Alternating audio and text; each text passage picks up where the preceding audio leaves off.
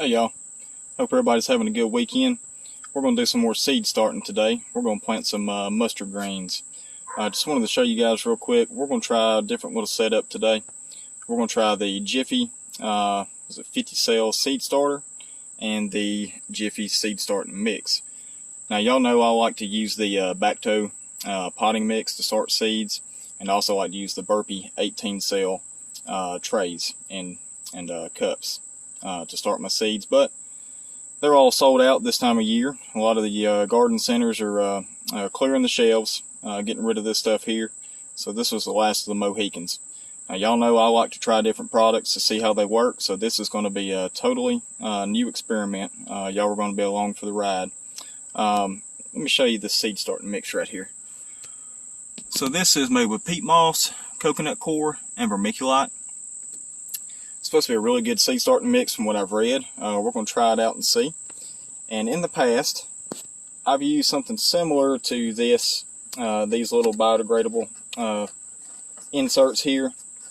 They do okay. We'll see how it does as far as moisture retention. My main concern is these little inserts are not very deep. Starting mustard greens this time of year, it may not matter. As long as the roots have enough room to grow. And these do not have holes in the bottom of them, so I'll be popping some little holes in there. Now this does come with a humidity dome. I'm probably not going to use this being outside. We're going to start all these seeds outdoors this year for the fall garden. But this compared to these Burpee flats that I normally use, I really like these. I really like the back toe potting mix for seed starting, but under the circumstances, we're going to give these a try. Alright y'all, so let me get this all set up, start getting these cups filled up with some soil here, and we'll be back to plant some mustard greens. Alright y'all, so I've got these inserts filled up with that Jiffy seed starter mix, and I guess my first impression I would say is this stuff is very light, very airy, very fine. I think it's going to do really good for seed starting. Now I just moisten these up a little bit, letting that settle down a little bit more. I'm going to go back in and top off some of the ones that need a little bit more soil before we pop in our seeds. But I'm excited to see what this is going to do. It seems like a very good seed starting mix, and we'll just see what happens. But so far I'm impressed. Now I did do a little bit more research. I was originally going to pop holes in the bottom of these inserts for drainage. Now what I read was these are actually made from peat, so they're not supposed to be punctured. Basically they'll degrade and the roots will actually grow through these. The way they're designed, you can take these inserts and plant the whole thing. Now I'm going to dig into that a little bit more, determine if I'm actually going to keep them in these or maybe cut them with a knife a little bit, kind of open them up before we pop them in the garden. But that's a pretty neat little idea there. So we're going to give these a try and see how they do. Let me get these topped off and we'll get some seeds put in here. We'll be back in just a few. Alright, so we got our giant red mustard greens in there. We did 10 cells. We put 2 seeds in each cell. Just, covered them up with some soil and watered them in. One thing I'll say about this Jiffy seed starting mix, when it comes to watering it, might be better to use something like a little spray bottle, or maybe just a little 20-ounce bottle or something like that to water your seeds in. Using a watering can, the force of water is so direct on these, and this stuff is so light that it tends to kind of wash this out a little bit. So I had to be very careful when I watered these seeds in, not to wash them away. But so far, I think I like this Jiffy seed starting mix. We'll give it a shot, see what it does.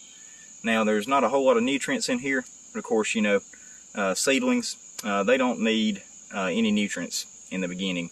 The first set of leaves, that provides pretty much all the nutrients that the little seedling needs to get going.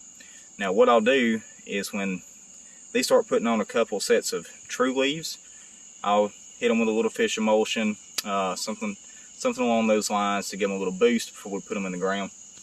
Let me show you what we planted here. So this is the Japanese giant red mustard green. Now this was a free seed from Baker Creek. If you've ever ordered from Baker Creek, you know that they will send you a free seed variety with every order. Now you don't know what you're getting. It's always going to be a mystery. But for us, this was a welcome sight. What we're going to do with these mustard greens is, of course, we're going to eat some of them, but mainly it's going to be used to feed our chickens throughout the winter. Chickens love mustard greens. Of course, so do I. Now, these are heat tolerant and frost tolerant, but they really do better in cooler weather. You can plant them in the early spring, and they'll last through the summer during the hot season, but they definitely thrive in the cooler temps. Now it says that these will sprout in 5 to 8 days. We'll just have to see what happens. And the other thing is, if you're thinking about growing these giant red mustard greens, be mindful. These things can get to about 2 foot tall, somewhere around in there. So make sure you got plenty of room to give them ample space to grow. But yeah, Jiffy seed starting mix, not bad. Not bad. Of course, like I say, this is an experiment. So y'all are going to find out how these things do when I find out. So hopefully it turns out well. Now, a little brief update real quick on these collards. You can see we've been getting a little bit of pest damage there.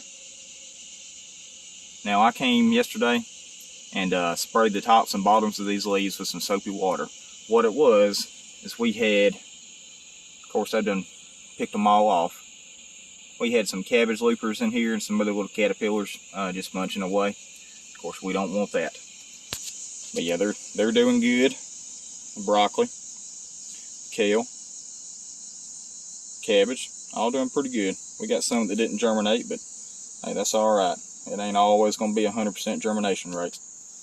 But anyway, y'all, figured I'd take you along and show you these mustard greens here. And like I say, if you guys are interested in planting some mustard greens, I definitely recommend these. We'll see how this goes. But alright, y'all, I appreciate you watching. Y'all have a good one.